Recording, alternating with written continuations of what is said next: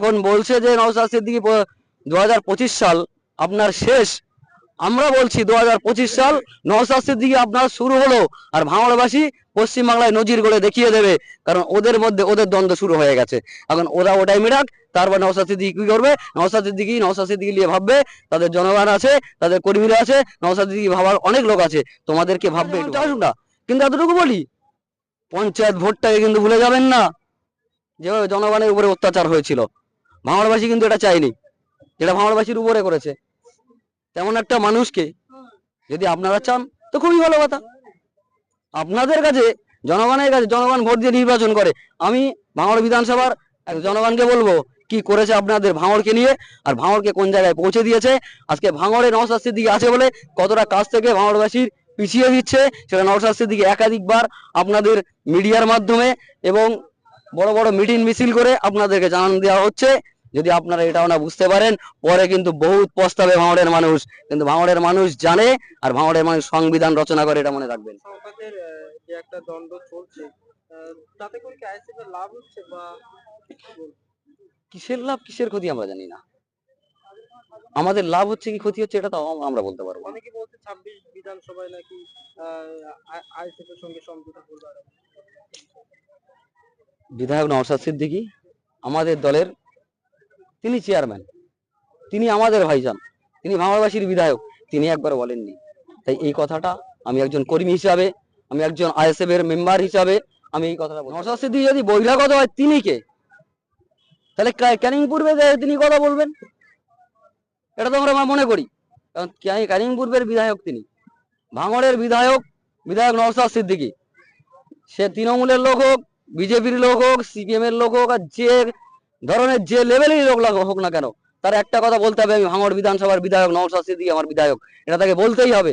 কিন্তু তারা কি বলতে পারবে যে ক্যানিং পূর্বের বিধায়ক শওকত মোল্লা তিনি ভাঙড়ের বিধায়ক? এটা কি তারা বলতে পারবে কি? ভাঙড়ের নাম যদি আপনারা যদি চান ভাঙড়ের নাম বিশ্বের কোটায় উড়ুক, তাহলে আপনাদেরকে বলবো এই ছোট মন মানসিকতা থেকে মনকে উদার করুন।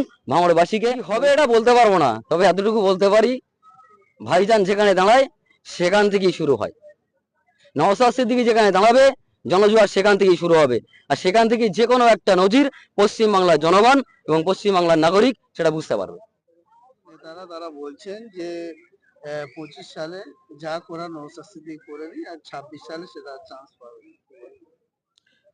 তাই যদি বলে আর তাই যদি হবে, তাহলে বিভিন্ন স্তরে কংগ্রেস এখনো মরে যায়নি। ওদের কথা অনুযায়ী উত্তর দিই, কংগ্রেস যে 25 বছর রাজত্ব করে চলে গেছে, সেই কংগ্রেসের ঝান্ডা পশ্চিমবাংলার কোনায় কোনায় এখনো চলছে। একটা ছোট্ট দল, একটা ছোট্ট কুড়ি, তাকে যদি তারা মনে করে যে আমরা দাবিয়ে দিয়ে শেষ করে দেব, তাদের ক্ষমতা তো দূরের কথা, কেউ পারবে না তাকে রুখতে। কারণ সত্য যেখানে থাকবে, মিথ্যা এমনি ছুটে পালাবে। নওশাদ সিদ্দিকী হকের কথা বলে, নওশাদ সিদ্দিকী ভাঙড়বাসীর কথা বলে, সেটা আমরা বিধানসভায় কি করছে সেটাও আমরা দেখতে পাচ্ছি। এবং আপনারা মিডিয়া আপনারা ফোকাস করেছেন, একটা বিধায়ক নওশাদ সিদ্দিকী তিনি ভাঙড়ের মানুষকে প্ররোচনা দিচ্ছে, কি মিথ্যা কথা বলছে, কি ভাঙড়বাসীকে নিয়ে ঢপবাজি মেরে তিনি ভাঙড়ের জনগণকে একতাবদ্ধ করছে। সেটা ভাঙড় বিধানসভার বিধায়ক, ভাঙড় বিধানসভা টিভি, যে রাজ্যের যে বিধানসভা টিভি আছে, সে অ্যাসেম্বলি থেকে একটা ভিডিও যখন ভাইরাল হয়েছিল, পশ্চিমবাংলার জনগণ দেখতে পেয়েছে নওশাদ সিদ্দিকী কি কথা বলছে। আজকে যাদেরকে বিধায়ক করে পাঠিয়েছিলাম একাধিকবার, তারা আমাদের জন্য কি করেছে। হোক না, কি আছে, সংবিধান অধিকার দিয়েছে, গণতন্ত্র তাকে অধিকার দিয়েছে, কেন হবে না? হোক না, ভাঙড়ের মানুষ ডেভেলপ করুক না। ভাঙড়বাসী যদি সদস্য হিসাবে, এই ভাঙড়বাসী একজন নাগরিক হিসাবে আমি বলতে পারবো না যে আপনি কেন দাঁড়াচ্ছেন, আপনি তো এই করেছেন, আমার এটা বলা শোভা পায় না। আমার নাম এমনি মহিনুর হক,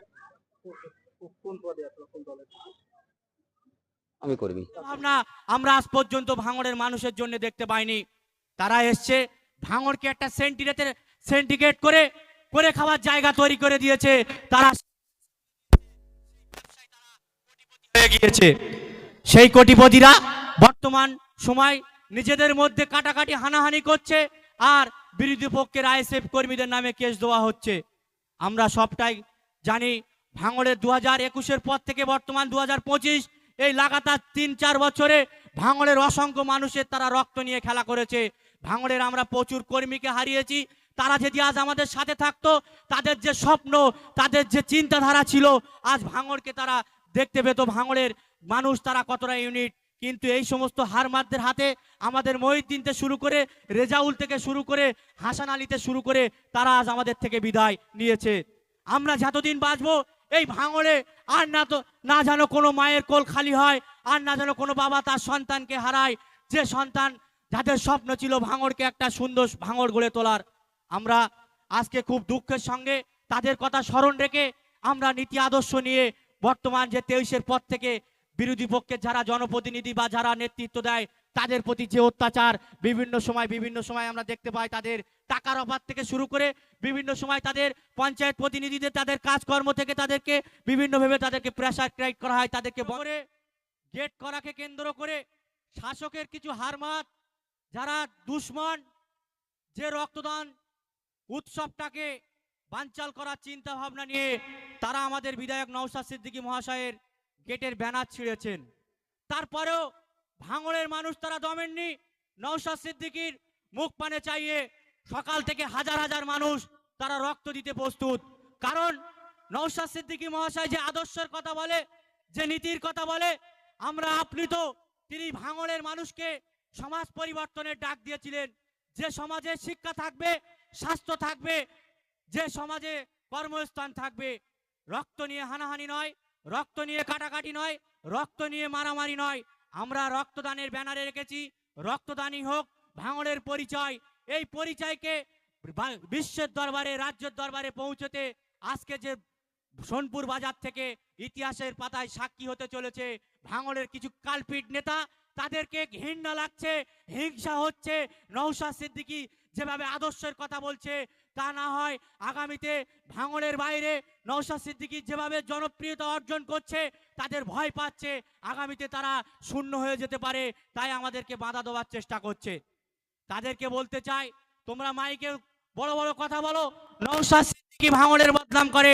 তোমাদের আগের যারা বিধায়ক ছিল তাদের কর্মসূচি, তাদের পথ চলা ভাঙড়কে নিয়ে চিন্তা। আজকে সভার সভাপতি আলমগীর মহাশয়, মঞ্চে উপস্থিত ইন্ডিয়ান সেকুলার ফান্ডের চেয়ারম্যান তথা ভাঙড়ের বিধায়ক নওশাদ সিদ্দিকী মহাশয়, উপস্থিত আছেন ইন্ডিয়ান সেকুলার ফান্ডের রাজ্য সাধারণ সম্পাদক বিশ্বজিৎ মহাশয়, এছাড়া উপস্থিত আছেন ইন্ডিয়ান সেকুলার ফান্ডের রাজ্য কমিটির অন্যতম সদস্য তাপস ব্যানার্জি মহাশয়, এছাড়া উপস্থিত আছেন দক্ষিণ 24 পরগনা জেলা কমিটির জেলা সভাপতি আব্দুল মালেক মহাশয়, উপস্থিত আছেন ভাঙড় বিধানসভার বিভিন্ন অঞ্চল নেতৃত্ব সহ আমার সামনে বসে থাকা ভাঙড়ের সুধী জ্ঞানী মানুষ সকলকে আমার তরফ থেকে আন্তরিক শুভেচ্ছা ও ভালোবাসা।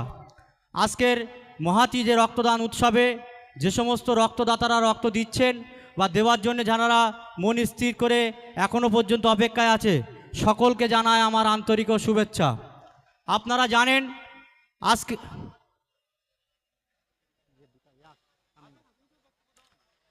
আজকে আমরা ইন্ডিয়ান সেকুলার ফান্ডের চেয়ারম্যান তথা ভাঙড় বিধানসভার বিধায়ক নওশাদ সিদ্দিকী মহাশয়ের নির্দেশে ভাঙড় বিধানসভা কমিটি ব্যবস্থাপনায় রক্তদান মহা উৎসব পালন করছি। যে রক্তদান উৎসব পালন করতে গিয়ে আমাদের নেতৃত্বরা যখন প্রস্তুতি নিয়ে ব্যানার টাঙানোকে কেন্দ্র